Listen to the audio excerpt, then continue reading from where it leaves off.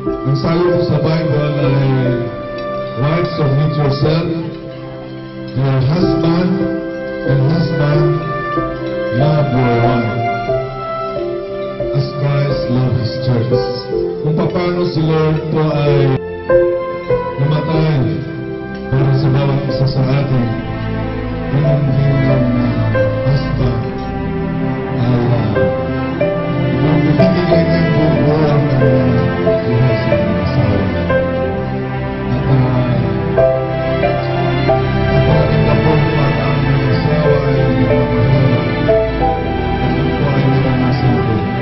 At sa Bible po na tayo mababasa na wife, love your husband. Ang sa Bible po, wife, submit to your husband. Dahil po ang babae, hanggang kailanman po